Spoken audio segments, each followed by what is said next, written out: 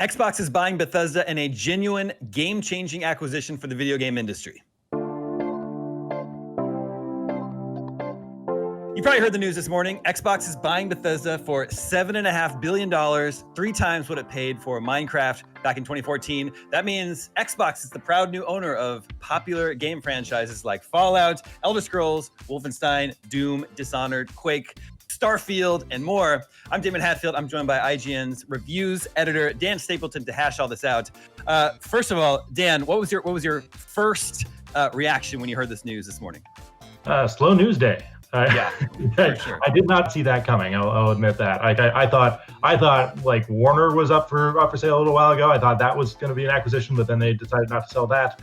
I thought maybe 2K would be a target. I never really considered Bethesda being up for grabs. So we're going to lay out exactly what this means for PlayStation fans in just a minute. But first, Xbox has announced that Bethesda games will be added to Game Pass, which means all Game Pass subscribers will get to play future Bethesda games day one on Xbox and PC as part of their Game Pass subscription. Dan, everyone is wondering if future Bethesda games are really going to be Xbox exclusives, meaning they will not be playable on PlayStation 5. Games like Elder Scrolls 6, Starfield, future Fallout games. What do you think? I guess Phil Spencer tweeted that it will be on a case-by-case basis. Mm-hmm. I personally think that's going to be like on a matter of like Deathloop. The ink is already dry on that deal to make that a PlayStation timed exclusive. Mm-hmm. Beyond that, and like Elder Scrolls Online, they're not going to take that off of PlayStation because that already exists there. Beyond that, I will be pretty shocked if the next Fallout, the next Elder Scrolls, the next and Starfield, the next Doom, Dishonored, whatever happens with that, I'll be shocked if any of those end up on PlayStation. Like, I don't think Microsoft is like in this to put games on PlayStation or Nintendo.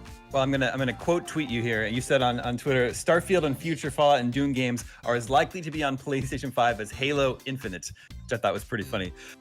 This would be a really, really big deal.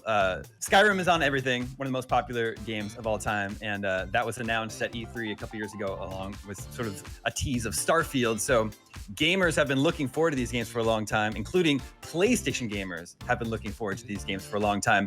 Of course, Minecraft is still available on everything. Microsoft didn't take that away from anyone, but it does kind of seem like they would be taking away these future games that PlayStation fans have been looking forward to. So you still feel pretty confident that that's what Microsoft plans to do? I mean, they've never announced a platform, the list of platforms for any of their upcoming games, right? Like they never promised it would be on PlayStation 5. So yes, and you know that's the downside to any publisher acquisition. It was a downside of Sony buying up studios too. That those games aren't accessible to people with Xboxes or PCs. Sure. So like yes, there is that element of it where it is you know. I don't want to say anti-consumer, but it's part of the business because to produce these first-party games, to invest a bunch of money in your platform to draw people into your platform. So yeah, those PlayStation gamers, like if they're going to want to play these games that Microsoft now owns and is making, then they're going to have to buy Microsoft's hardware or a PC. Well, if we look at how Microsoft has been handling its properties recently, it has been willing to share the love, so to speak. Cuphead is on Switch and PS4. Both Oris are on Switch. But you think those are just smaller games and Microsoft couldn't afford to do that with its big new AAA IPs that it just acquired? Yeah, I'd have to check, but I don't think Microsoft owns those studios. I think those are publishing deals. Gotcha. So those are not, strictly speaking, first-party games.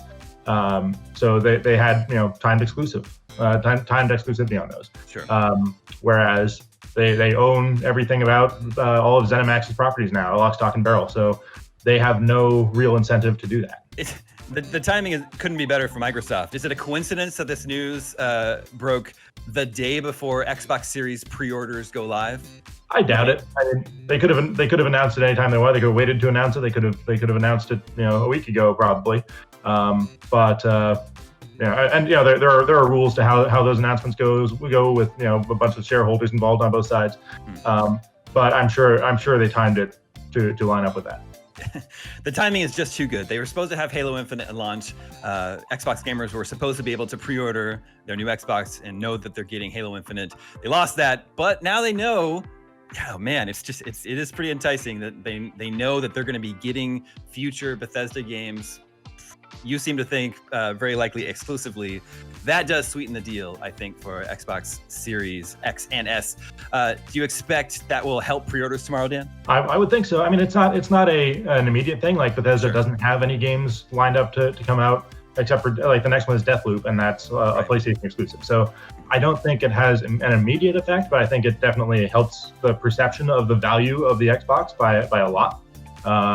Especially since that is now going to be the exclusive home of these games that a lot of people love. Yeah, it's pretty wild to think that all the sales of Deathloop on PS5 are going to be funneled into Microsoft.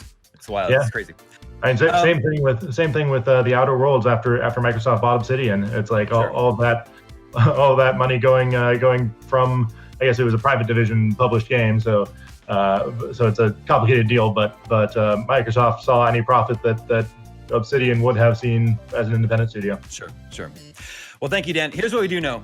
It is entirely within Microsoft's power to keep future Bethesda games off of PlayStation 5. In the event that you can play Elder Scrolls 6 and Starfield on PlayStation 5, it will be because Microsoft lets you. We want to know what you think.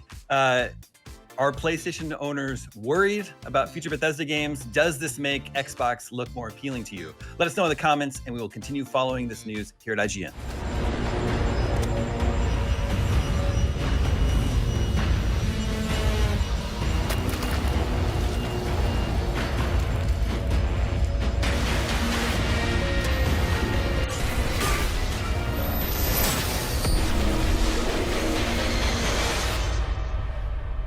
Don't fear the unknown.